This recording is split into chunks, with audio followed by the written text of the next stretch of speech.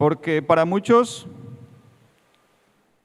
haber llevado un robot a Marte, haber ido a la Luna, haber descubierto cierta vacuna para determinada enfermedad, es lo más importante en la historia de la humanidad.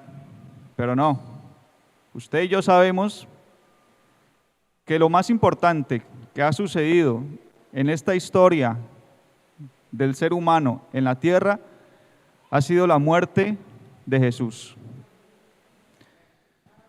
De allí parte este tema para hablarles de la importancia, de lo que implica, de por qué sucedió la muerte de Jesús. Yo sé que a ustedes les pasó lo mismo que a mí. Habíamos escuchado hablar de Jesús, habíamos ido a cine tal vez, alguna vez fui a cine, vimos una película cuando estaba pequeño. Escuchábamos en Semana Santa alguno que otro sermón, pero no entendíamos, no comprendíamos lo importante que había sido la muerte de Jesús. Tal vez hubiéramos pensado, como alguna vez lo hice, de que por qué Jesús tenía que venir a morir en una cruz, si no había otra forma, no había otro medio para que la humanidad fuera salva. Y resulta que cuando empecé a leer la palabra de Dios, cuando empecé a conocer un poco más de Dios, me di cuenta no solamente del amor de Dios, porque es un acto de amor lo que sucedió en la cruz, sino de la sabiduría de Dios, porque el acto de la muerte de Jesús fue un acto de justicia, de amor, de sabiduría de Dios. Y aquí nos vamos a dar cuenta con lo que les voy a hablar en el día de hoy. Yo quiero, antes de comenzar, hacer una breve oración para que sea el Señor tomando control y guiándonos. Padre Celestial, en el nombre de Jesús, yo te doy gracias. Gracias en el nombre de Jesús por esta mañana hermosa, un poco lluviosa, Señor, pero agradable, con un clima agradable, Señor, que nos permite estar cómodos, Señor, para poder escuchar tu palabra. Yo te pido en el nombre de Jesús que tu Espíritu Santo tome control de nuestras vidas, que pueda yo hablar lo que tú me coloques en mi mente y en mi corazón, que pueda llegar, Señor, esa palabra a sus corazones, Dios, porque yo solamente puedo llegar a sus oídos, Señor, pero tú puedes llegar a cada corazón a través de tu palabra, Dios. En el nombre de Jesús yo te doy muchísimas gracias y pongo en tus manos, Señor, la vida de cada uno de mis hermanos, los que están en este lugar. Pongo en tus manos la vida de aquellas personas, Señor, que nos escuchan y que nos van a escuchar, Dios Padre Celestial, y que esa palabra no vuelva vacía, Señor, sino que llegue y cumpla el propósito, Señor. En el nombre de Jesús yo te doy gracias. Amén y amén. Antes de hablar de la muerte de Jesús, quiero ir al origen de la muerte de Jesús. ¿Por qué tenía que morir Jesús en una cruz? ¿De dónde viene la muerte? ¿Por dónde ingresó la muerte a la historia del ser humano? Porque el plan de Dios originalmente no era que el hombre muriera. Cuando Dios nos creó con un propósito eterno, con una bendición eterna. Pero en el camino sucedió algo. Entró el pecado, entró la muerte. Entonces el primer punto que voy a tratar para ir entendiendo las razones y los motivos por los cuales Jesús tuvo que morir en una cruz es el origen de la muerte, lo que implica y sus consecuencias. Y ahí los voy a llevar al primer punto que quiero tratar, y es, primero, origen y la muerte y lo que implica. Y segundo, ¿de dónde viene? En el punto que voy a tratar, en Romanos capítulo 5, 12, aunque quisiera leerles primero Génesis 3, 1 al 7, vamos a leer mucha Biblia, así que los que quieren acompañarme en la lectura, vamos a estar muy atentos leyendo la palabra de Dios. Y quiero empezar buscando el origen de la muerte, porque como les dije al principio, no era el propósito de Dios que muriéramos. Cuando creó a Adán, en Génesis 3, 1 al 7, vamos a leer algo muy importante en la historia del ser humano. La muerte primeramente entró por Adán. Ya sabemos la historia, pero vamos a leerla nuevamente.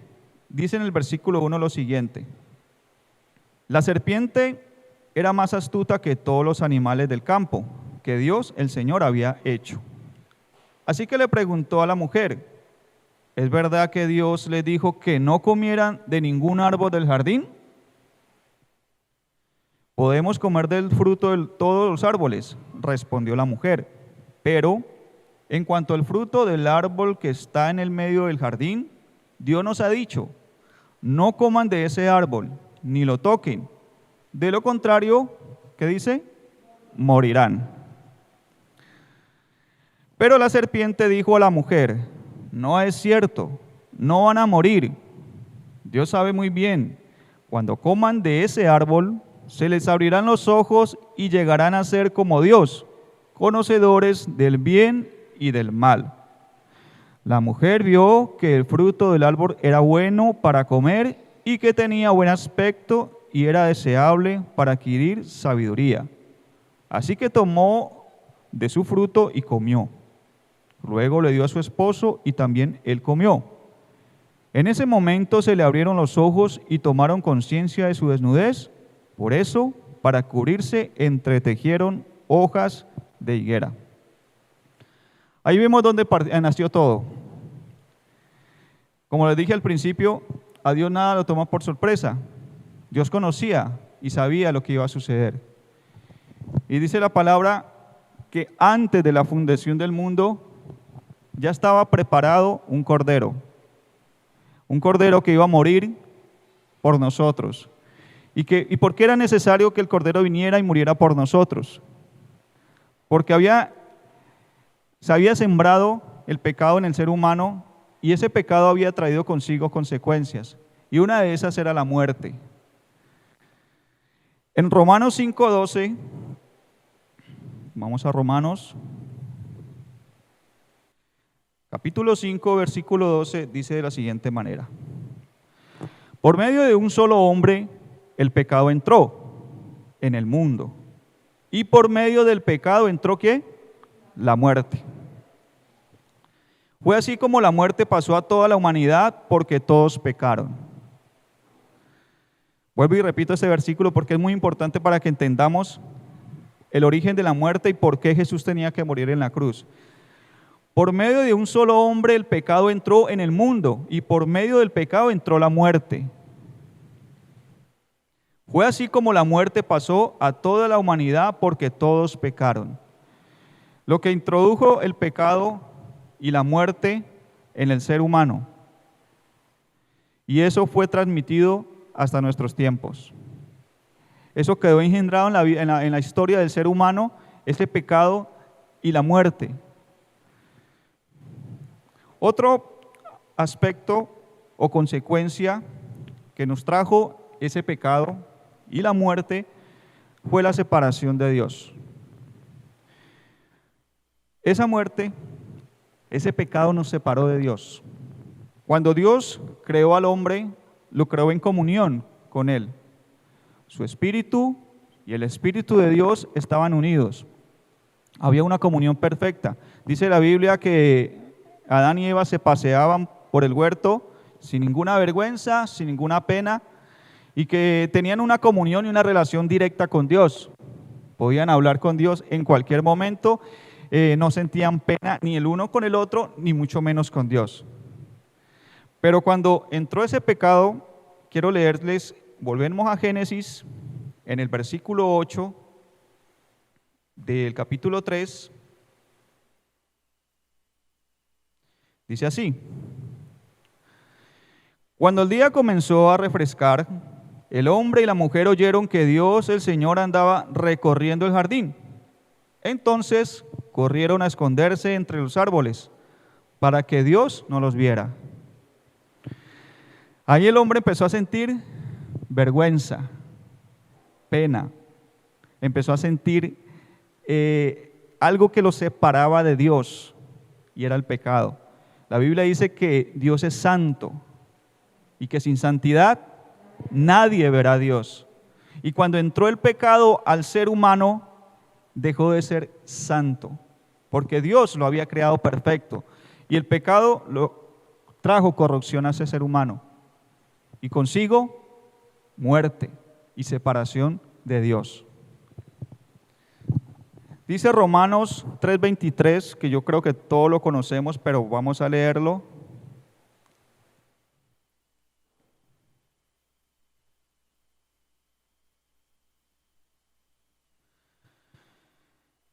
Pues todos han pecado y están privados de la gloria de Dios. Eso nos separó de Dios. El pecado nos separó de Dios.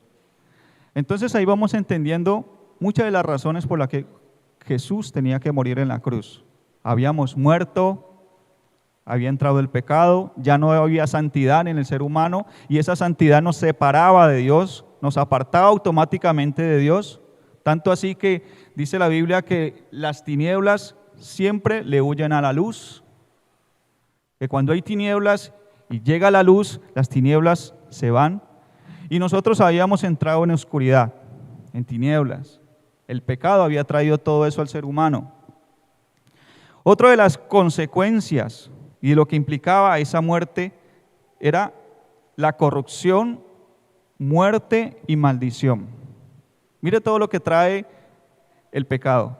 Había traído corrupción, muerte y maldición, no solamente al ser humano, sino a toda la creación.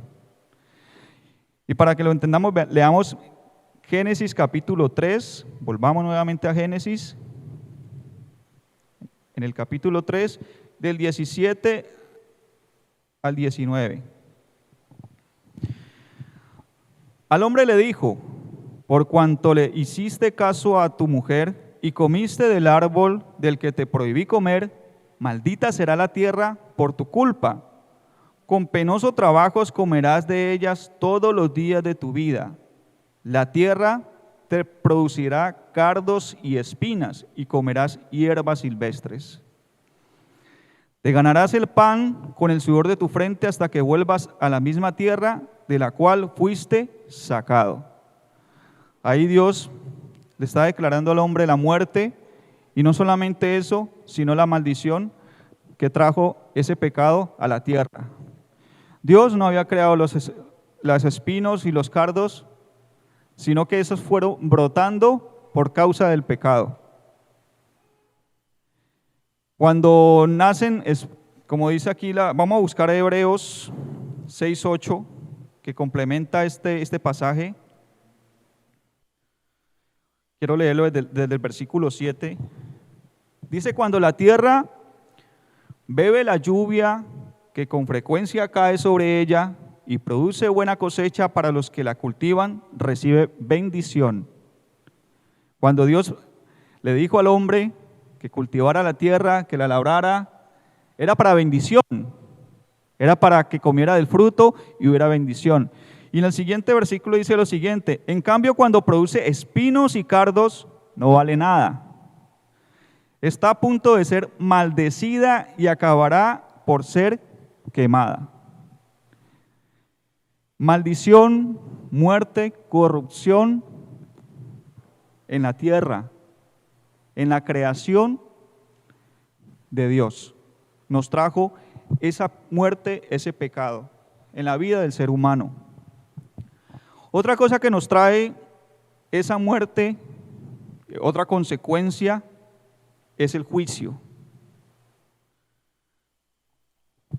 Dice Romanos en el capítulo 2, versículos 5 y 6, pero por tu obstinación y por tu corazón empedernido sigues acumulando castigo contra ti mismo para el día de la ira, cuando Dios revelará su justo juicio, porque Dios pagará a cada uno según lo que merezcan sus obras.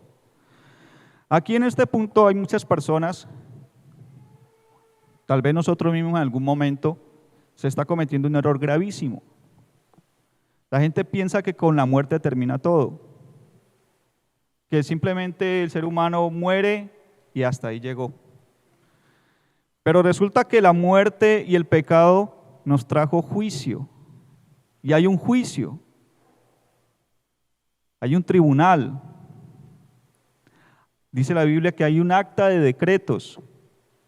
Hay una ley. Y no podemos pasar así por debajo de ella.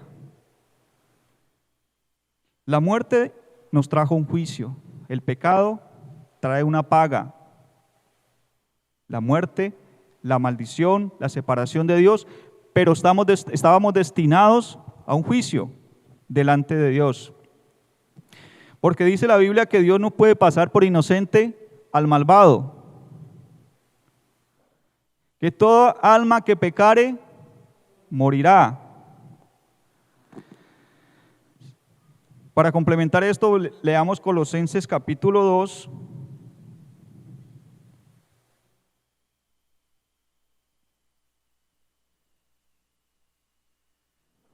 El versículo del 13 y 14. Dice la Biblia que antes de recibir esa circuncisión ustedes estaban muertos en sus pecados. Sin embargo, Dios nos dio vida en unión con Cristo al perdonarnos todos los pecados. Y dice en el versículo 14, y anular la deuda. Deuda es lo mismo que un pagaré. Teníamos un pagaré, teníamos una deuda. Y con la muerte solamente no se paga. No era suficiente. Hay personas que se confían en eso y simplemente muero y ya ahí quedó todo. No. Va a haber un juicio. En la Reina Valera dice que había un acta de decretos, que nos era ¿qué? Contraria. Dice el versículo 14, y anular la deuda que teníamos pendiente por los requisitos de la ley. Él anuló esa deuda que nos era adversa, clavándola en la cruz. Qué bonito versículo, ¿verdad? Leamos Ezequiel capítulo 18, versículo 20. Le dije que íbamos a leer bastante la Biblia. Todo el que peque merece la muerte, pero ningún hijo cargará con la culpa de sus padres y ningún padre con la del hijo. El justo se le pagará con justicia y al malvado se le pagará con maldad. En el primer párrafo de ese versículo dice que todo el que peque merece ¿qué? La muerte. Pero estamos hablando no solamente de la muerte física, sino de lo que les hablé anteriormente, la muerte espiritual, la separación de Dios. Porque Dios nos creó eternos. Y eso es lo que muchas personas ignoran. Y esa eternidad o la pasamos con Dios o la pasamos sin Él. Y no podemos olvidarnos de algo muy importante. Cuando Satanás y sus demonios decidieron rebelarse contra Dios, Dios creó el infierno y el lago de fuego y azufre. Pero cuando Satanás se dio cuenta que Dios iba a crear al hombre, la más grande creación de Dios, lo más maravilloso que Dios iba a crear, Él se ensañó con el ser humano para destruirlo. Y encontró la forma de hacerlo, y fue a través del pecado. Y se arrastró al ser humano a ese juicio, a esa maldición y a ese castigo eterno que era el infierno y el lago de fuego. El lago de fuego no fue creado para el ser humano, fue creado para Satanás. Pero él quiso arrastrar a muchas personas. Y Dios nos dio la forma, nos dio el medio para nosotros poder ser salvos de esa condenación y de ese juicio. Ya nos quedó claro que de dónde surgió la muerte y una de las consecuencias, o muchas de las consecuencias que nos trae. Entonces, sigo al punto siguiente y es una pregunta que en alguna ocasión me lo dijeron. Yo llevaba unos meses en la vida cristiana. Lo primero que hice cuando me convertí al Señor fue leerme un Nuevo Testamento. ¿Se acuerdan de esos libritos de Gedeón, azulitos? Yo sabía que estaba en la casa y nunca le puse cuidado, pero cuando yo hice la oración de fe en un grupo pequeño, Inmediatamente fui, lo busqué, lo encontré y prácticamente yo creo que me lo leí en una semana. Lo leí todo. Y la pregunta es la siguiente: ¿cuál era la solución? ¿Había otra forma? En esos días fui a un velorio, el velorio de un amigo, perdón, el velorio de la mamá de un amigo. Fui a acompañarlo y empezamos a conversar con un grupo de jóvenes. No recuerdo cómo se llegó al tema y se dieron cuenta que yo era cristiano. Una de las jóvenes me preguntó, o quiso como empezar a tirarme cosas, y me dijo, pero nadie va a ir al infierno, Dios no va a castigar a nadie, porque Dios es amor. Dios es amor y Dios va a perdonarnos, Dios nos perdona, Dios no va, o sea, yo no me cabe en la cabeza de que Dios vaya a castigar al ser humano. Dios es amor, nadie va a ir a condenación. En lo que yo había leído, pienso que Dios me trajo algo a la mente y tal vez fue la primera, para mí fue algo importante, fue como una revelación que Dios me quitó allí, me puso y me mostró y me dio las palabras para yo hablarle a esa joven. Y yo le dije, sí, usted tiene razón, Dios es amor, pero no es solamente una de las cualidades de Dios. En el carácter de Dios hay muchas. Y una de ellas es que Él también es justo. Dios es justo. Y Él no puede pasar por inocente al malvado, si no dejaría de ser justo. Y si deja de ser justo, deja de ser Dios.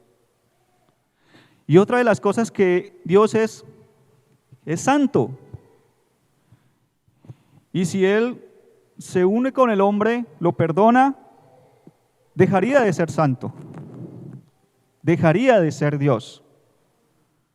Entonces uno se encuentra con esa encrucijada. Bueno, Dios es amor, pero Dios es justo. Es amor y es justo. ¿Cómo podía ser Dios? Por eso le digo que el acto de la muerte de Jesús no solamente es hermoso, es de amor, sino de una sabiduría inmensa de parte de Dios. Si esto sucediera como decía aquella joven, Dios se caería de su trono. Entonces, es imposible para el hombre. No era simplemente con perdonar. Nosotros a veces colocamos a Dios en nuestro lugar, padres, que perdonamos y a veces nuestros hijos no hacen nada como para perdonarles, pero le perdonamos y le seguimos perdonando. Porque somos seres humanos. Y dentro de nuestro carácter a veces somos flexibles, pero el carácter de Dios es inflexible. Dios es santo, Dios es amor, Dios es justo y no puede dejar de serlo.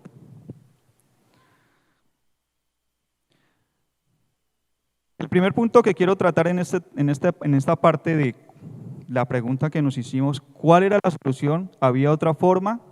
Fue precisamente esa. Dios es santo y vamos a leerlo en 1 de Pedro,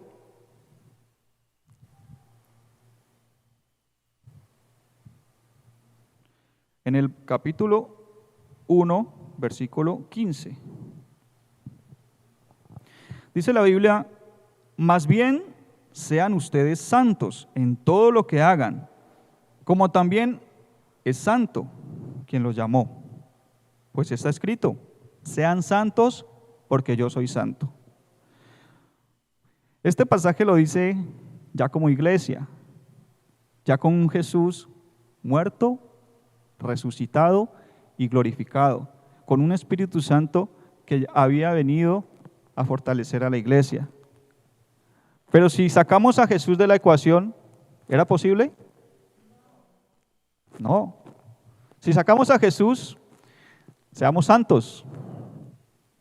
Era imposible ser santos. Era imposible la santidad en el ser humano. ¿Por qué? Dice la Biblia, porque todos pecaron y todos estaban destituidos de la gloria de Dios. Todos estábamos lejos y separados de Dios.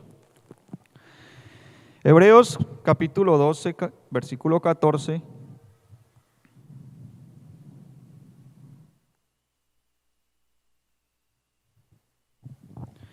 Busquen la paz con todos y la santidad, sin la cual nadie verá a Dios. Sin esa santidad, no era simplemente te perdono, ya, no pasó nada. No, así no funcionaba, así no podía funcionar. El siguiente punto dice amor y justicia, y ahí es donde se unen estas dos cosas en la persona de Jesús. Y hay una lectura un poquito larga, pero que es importante para lo que les quiero decir, y está en Romanos capítulo 5, versículo 12. ¿Cómo podía Dios unir el amor y la justicia? ¿Cómo podía Dios ser justo, pero a la vez demostrar su amor con nosotros? Por medio de un solo hombre el pecado entró en el mundo. Hasta ahí estamos claros. Y por medio del pecado entró la muerte. Fue así como la muerte pasó a toda la humanidad, porque todos pecaron. Antes de promulgarse la ley, ya existía el pecado en el mundo. Es cierto que el pecado no se toma en cuenta cuando no hay ley. Sin embargo, desde Adán hasta Moisés, la muerte reinó, incluso sobre los que no pecaron quebrantando un mandato, como lo hizo Adán, quien es figura de aquel que había de venir. Pero la transgresión de Adán no puede compararse con la gracia de Dios, pues si por la transgresión de un solo hombre murieron todos, ¿cuánto más el don que vino por la gracia de un solo hombre, Jesucristo, abundó para todos?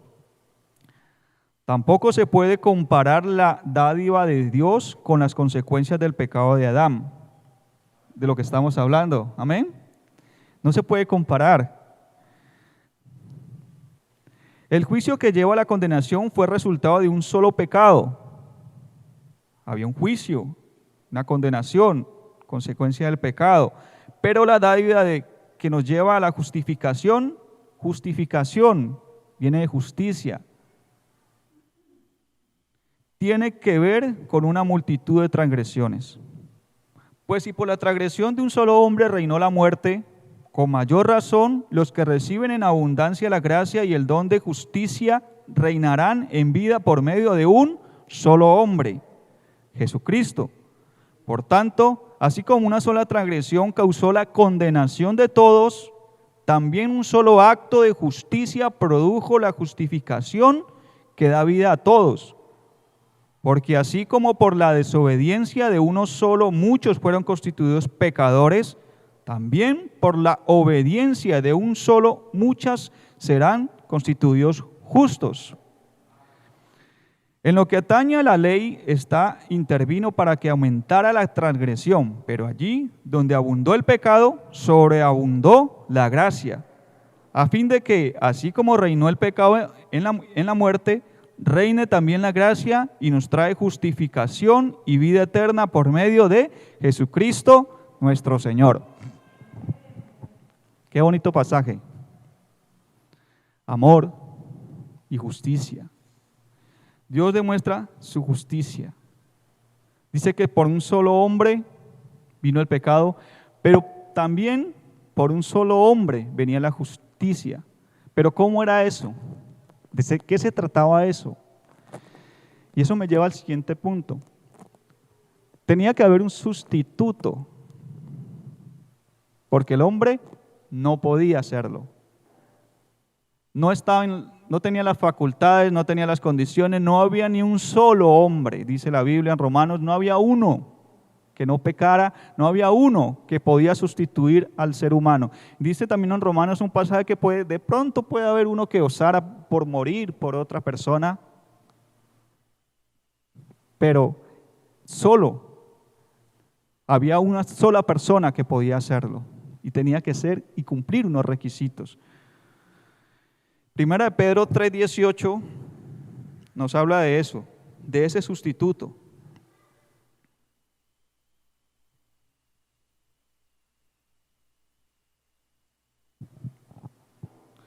Y este versículo es clave y muy hermoso y muy importante para entender el sustituto, la parte de la sustitución de Dios para con nosotros.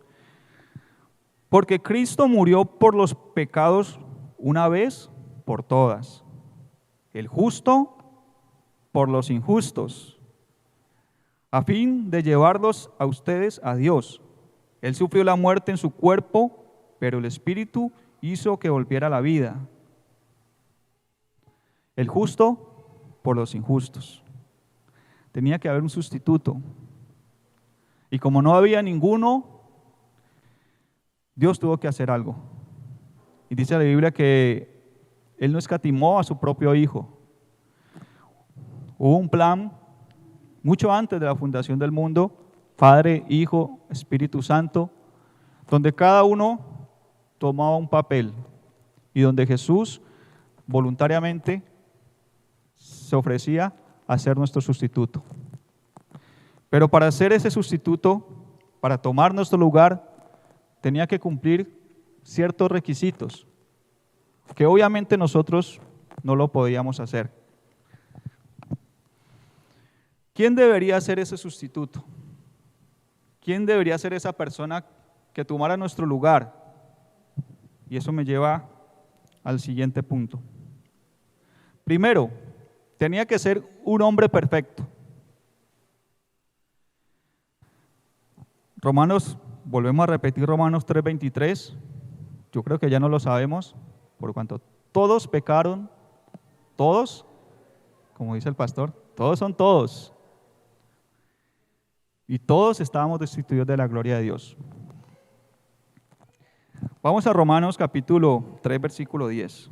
Así está escrito: no hay un solo justo, ni siquiera uno.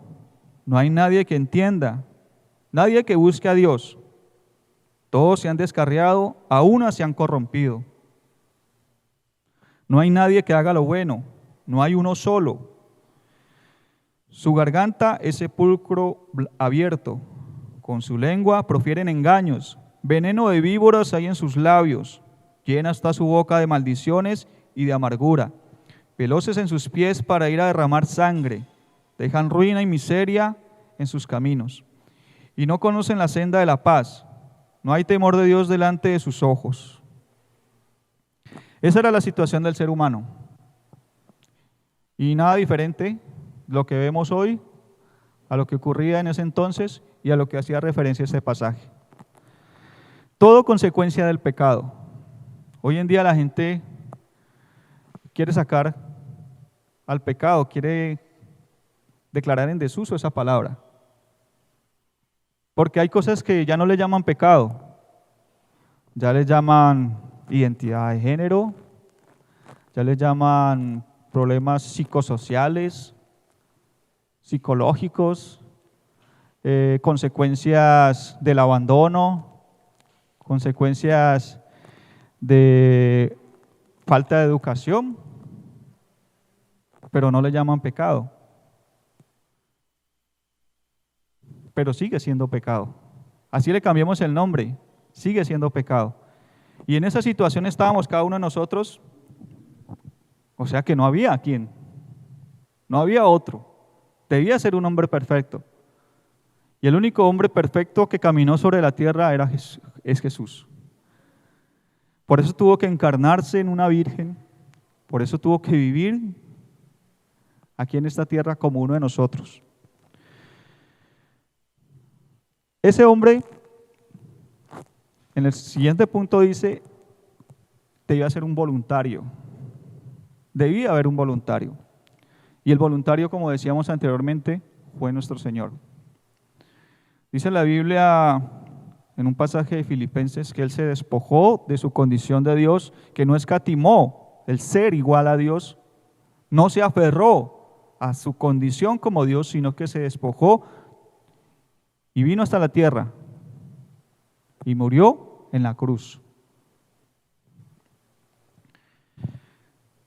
Juan, capítulo 10, versículo 18, hablándonos el mismo Señor Jesús,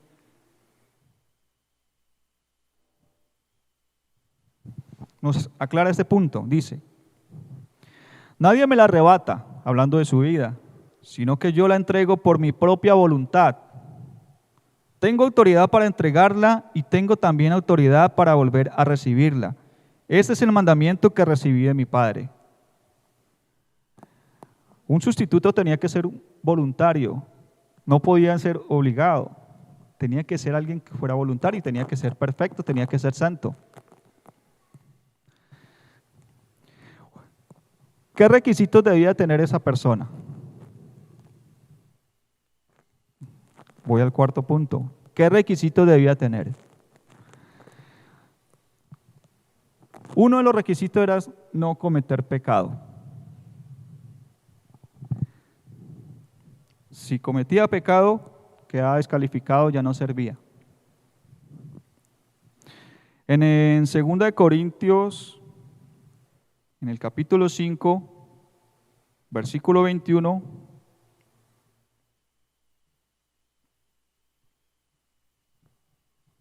dice así: al que no cometió pecado alguno, por nosotros Dios lo trató como pecador para que en él recibiéramos la justicia de Dios.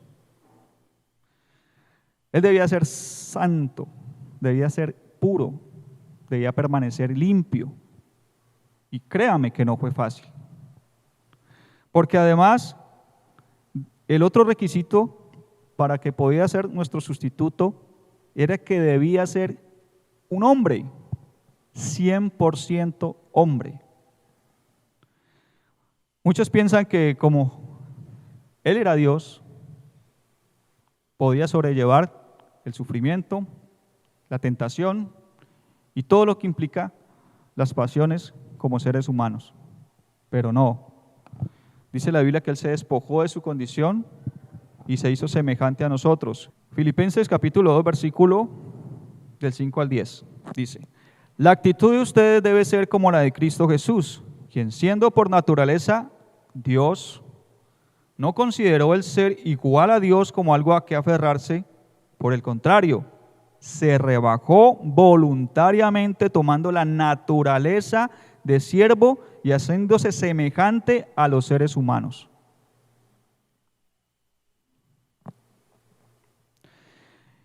Y al manifestarse como hombre, se humilló a sí mismo y se hizo obediente hasta la muerte, y muerte de cruz. Por eso Dios lo exaltó hasta lo sumo y le otorgó el nombre que está sobre todo nombre, para que ante el nombre de Jesús se doble toda rodilla en el cielo y en la tierra y debajo de la tierra. Una de las formas que nos damos cuenta de la humanidad de Jesús es en la tentación. Cuando Él ayunó 40 días y fue tentado. Si fue tentado es porque podía haber pecado. Y el plan se echaba a perder. Después de 40 días, la primera tentación que le propuso Satanás fue: convierte estas piedras en pan.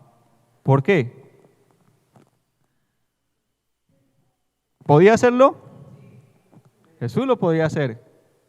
¿Tenía el poder para hacerlo? Claro que tenía el poder para hacerlo, pero en su condición de Dios.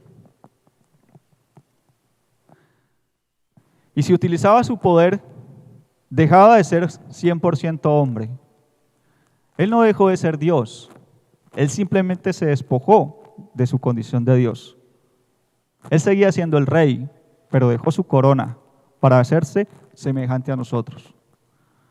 Por eso Satanás lo tentó para que Él convirtiera esos panes, esas piedras en pan. Y yo me imagino, me pongo en el lugar, trato de ponerme en el lugar de Jesús. Y nosotros a veces con medio día de ayuno, o cuando, si no, pregúntele a las esposas, cuando llega uno con hambre y se demora el almuerzo y la 1, 2 de la tarde, a uno le da mal genio, a uno empieza a nublársele los ojos, no empieza a coordinar bien. Por eso a veces los hombres le da mal genio, porque no coordinan, no quieren ya, o sea, se siente uno mal. Entonces Satanás sabía el momento difícil que estaba pasando Jesús y lo tentó con eso, para que Jesús accediera a eso. Acordémonos de lo que pasó con Esaú, que en un momento de hambre, sin darse cuenta, sin entenderlo, vendió su primogenitura. Y muy sagaz Jacob aprovechó el momento.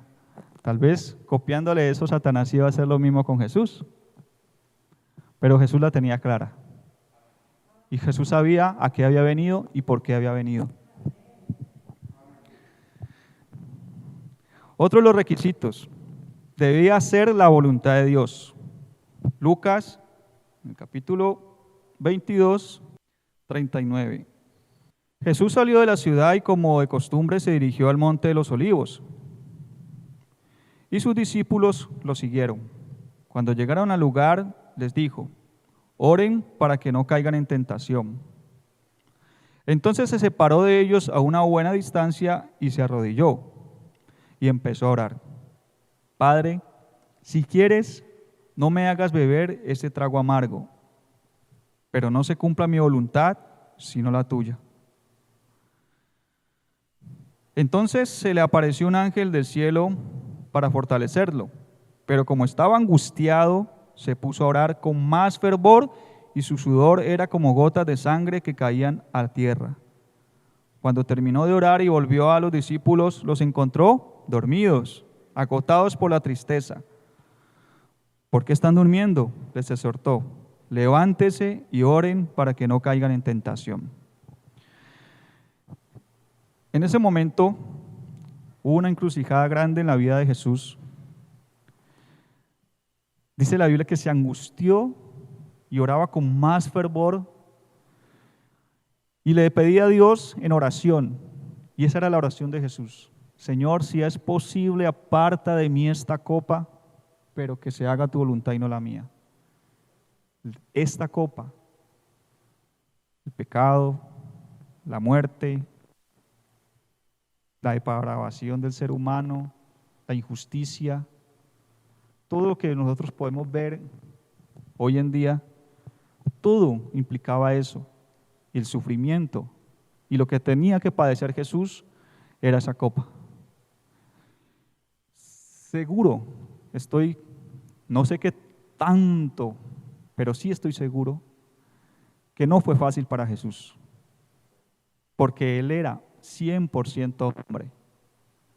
Él tenía que sufrir y padecer como hombre, no como Dios. Él tenía que llevar nuestros pecados todo como hombre, no como Dios. Y por encima de todo eso, hacer la voluntad de Dios. No era fácil. Por eso no había un solo hombre que pudiera hacerlo. Solo Jesús. Una de las cosas que yo me preguntaba también cuando empecé mi vida cristiana, ¿por qué la muerte de Jesús tenía que ser tan dolorosa? ¿Por qué simplemente murió y ya? ¿Por qué?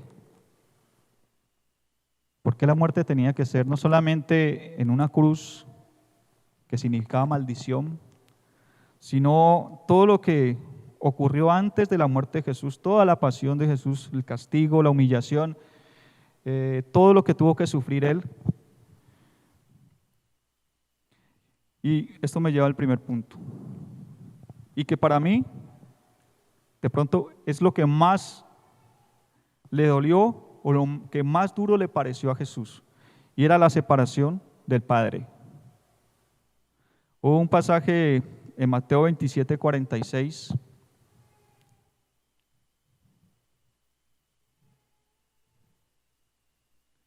Durante toda la eternidad, Padre, Hijo y Espíritu Santo, en una unidad perfecta. Pero hubo un evento en la historia de la humanidad cuando el Padre mismo tuvo que dejar y abandonar al Hijo.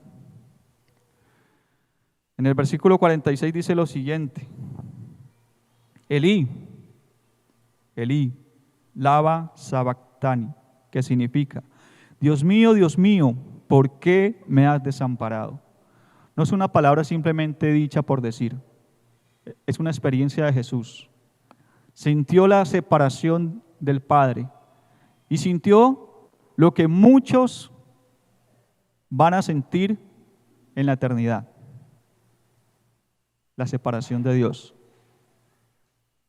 estar lejos de Dios, el castigo eterno, el infierno, el lago de fuego.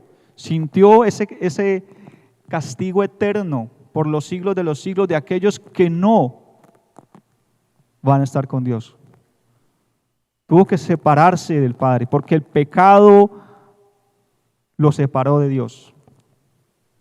En ese momento se le estaba cargando su pecado, mi pecado, el pecado de toda la humanidad. Y como Dios es santo, tuvo que separarse y dejarlo. Y Jesús tuvo que sentir la soledad más grande en la historia que ninguno puede sentir. Cualquier ser humano que diga que se siente solo no llega ni a lo más mínimo de lo que Jesús sintió en ese momento. La soledad más grande, y tuvo que ser abandonado por el Padre. El Salmo 22, no lo voy a leer porque es muy largo, pero sí, si usted puede, lo lee. Habla del sufrimiento de Jesús en la cruz. Cientos de años antes fue escrito, pero es una profecía de lo que Jesús iba a sentir, el padecimiento, el sufrimiento emocional, psicológico que Jesús sentiría en el momento de la pasión, cuando iba a morir por nosotros.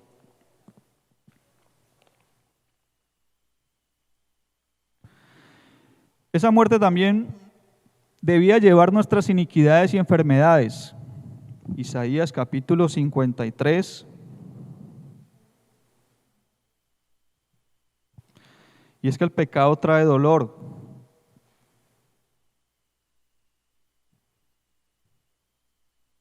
No solamente muerte, que es lo que muchas personas piensan.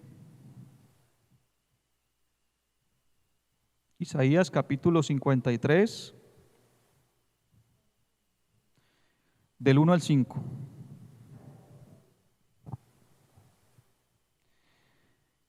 ¿Quién ha creído a nuestro mensaje? ¿A quién se le ha revelado el poder del Señor? Creció en su presencia como vástago tierno, como raíz de tierra seca.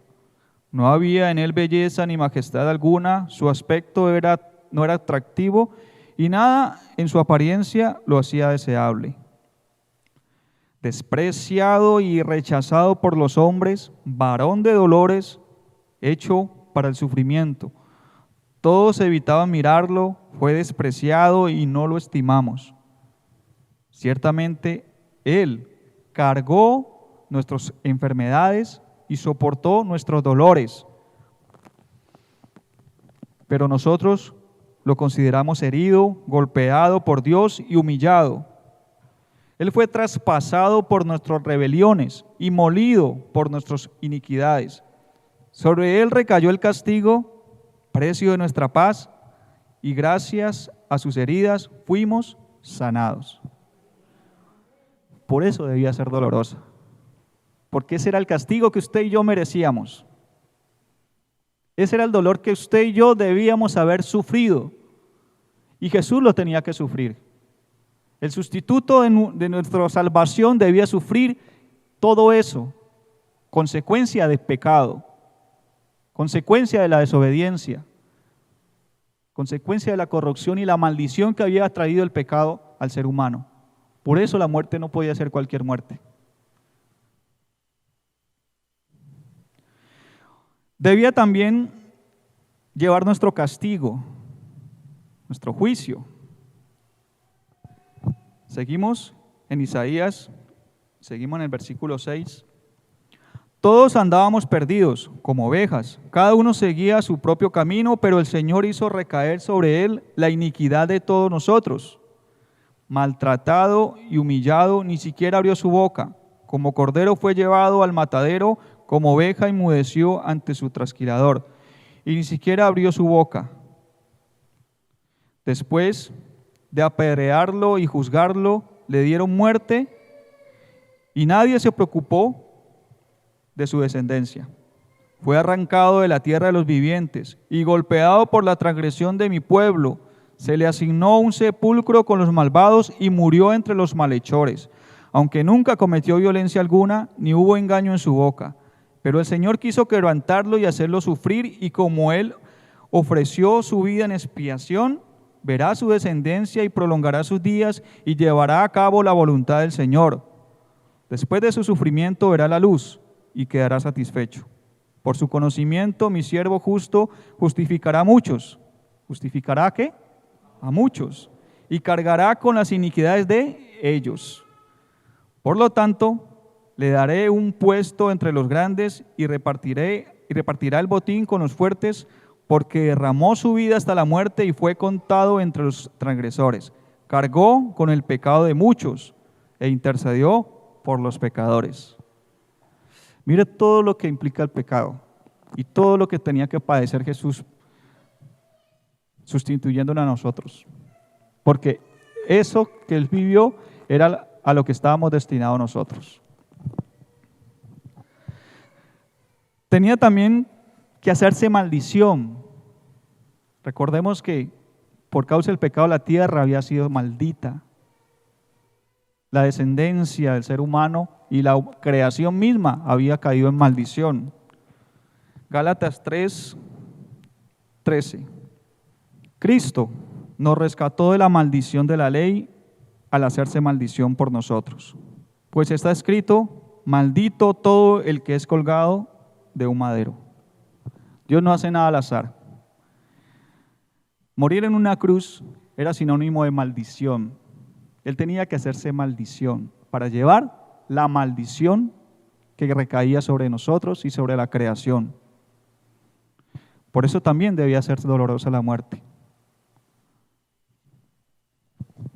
Otra de las razones por la que esa muerte fue tan dura, el juicio de Dios. Cuando vemos desde la creación, desde Adán y Eva, Dios nos empezó a mostrar cómo debía ser nuestra redención.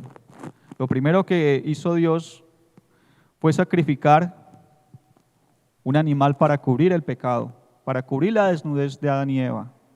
Ahí hubo derramamiento de sangre. El juicio implicaba derramamiento de sangre. En Hebreo 9:22, no está allí, pero lo pueden buscar y lo vamos a leer. En el capítulo 9, versículo 22, dice algo muy importante. De hecho, la ley exige que casi todo sea purificado con sangre, pues sin derramamiento de sangre no hay perdón.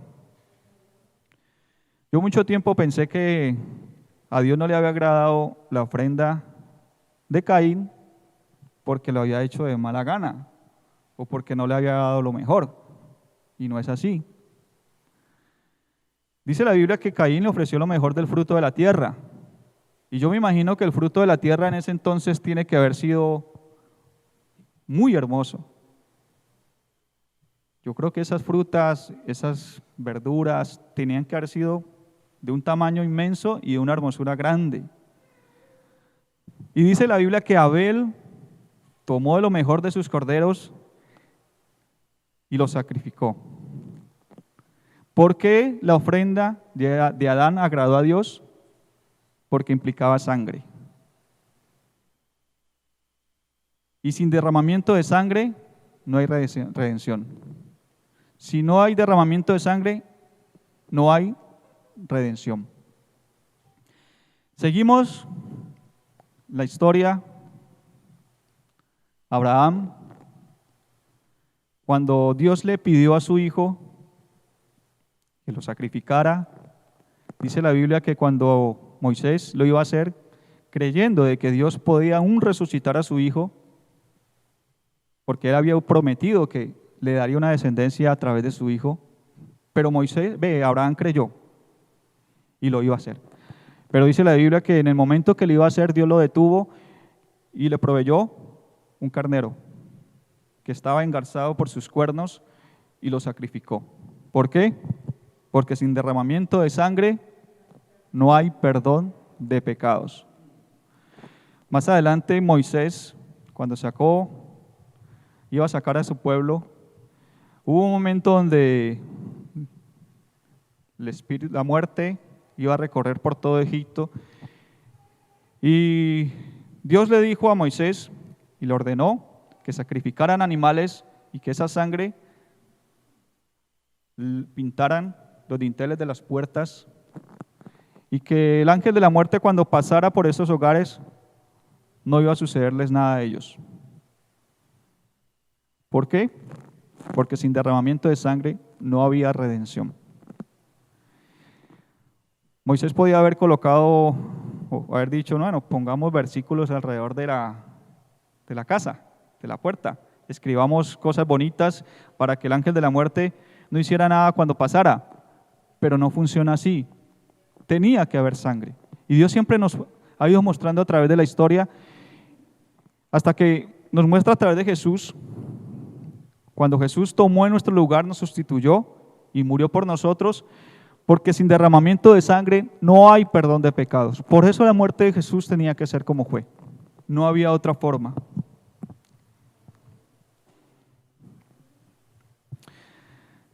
Hay una parte en la justicia que estuve buscando, leí, es algo cortico, pero que dice mucho. En palabras, creo que son griegas, dice, non bis in idem. No juzgar a una persona dos veces por lo mismo. Jesús tomó nuestro lugar. Él tomó nuestro lugar. Todo el juicio, todo el pecado, toda la maldición que Él cargó sobre Él, para que nosotros no fuéramos condenados. Cuando nosotros estamos en Cristo, cuando nosotros le creemos a Él, cuando aceptamos ese sacrificio, nosotros no podemos volver a ser juzgados, porque una persona solamente puede ser condenada a muerte una sola vez. Establece el artículo 29 de la Constitución Política que cada persona tiene derecho a no ser juzgada dos veces por el mismo hecho. ¿No le parece bonito esto? No podemos ser juzgados por algo en lo que Jesús ya pagó. Jesús ya pagó por usted, ya pagó por mí. No podemos ser juzgados nuevamente. Pensé que el tiempo no me iba a dar, pero me dio más. Y ya para concluir, siempre nos quedamos con el sufrimiento de Jesús, pero el Padre también sufrió. Dice la Biblia que de tal manera amó Dios al mundo que dio a su Hijo unigénito para que todo aquel que cree en Él no se pierda, mas tenga vida eterna. El Padre también le tocó sufrir. Cuando tuvo que dejar al Hijo, tuvo que ser un momento muy difícil para Dios. A veces nosotros utilizamos historias, así como Jesús utilizaba las parábolas. Y quiero utilizar una que me enseñaron cuando estaba nuevo en la vida cristiana, que se utilizaba mucho para evangelizar. Y es una historia muy bonita, para poder entender un poquito el sufrimiento del Padre. Dice que había un hombre que era operario de esos puentes que suben, se parten en dos para permitir el paso de los barcos. Era un día festivo y él quiso llevar a su hijo, su pequeño hijo, para que viera su trabajo y orgullosamente mostrarle el poder que tenía en sus manos al abrir ese puente y permitir que los barcos pasaran. Dice que en un momento de descuido, su hijo se perdió de su vista y se acercaba a un gran crucero con miles y miles de personas, y que cuando se percató de que venía, empezó a subir el puente. Había unos grandes piñones que hacían que el puente subiera. Cuando él escuchó un grito desgarrador pidiendo auxilio, cuando se asomó por una de las ventanas y vio hacia lo lejos, hacia la parte donde estaba la maquinaria, vio a su hijo atrapado entre sus ropas en esos piñones. No tenía tiempo de bajar a sacarlo, porque el barco se acercaba y ya era cuestión de segundos para que pasara por el puente. Él tuvo que tomar la decisión más difícil de su vida. O frenaba el puente y permitía que todas esas personas en ese crucero murieran, o salvaba a su hijo. Esas personas de ese crucero éramos nosotros.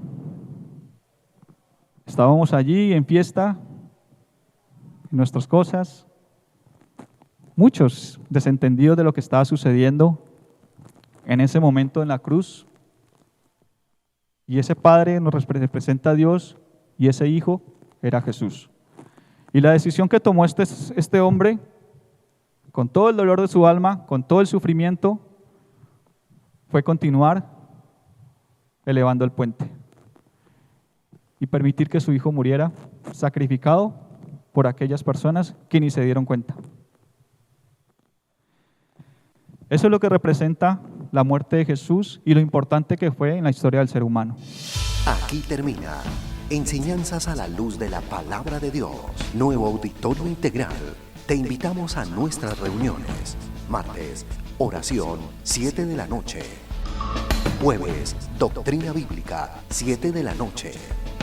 Domingo, 10 de la mañana, reunión dominical. Te esperamos con toda tu familia. Trae un invitado. Nuevo Auditorio Integral, carrera 83A, número 1520, barrio Ingenio 2, Cali, Colombia.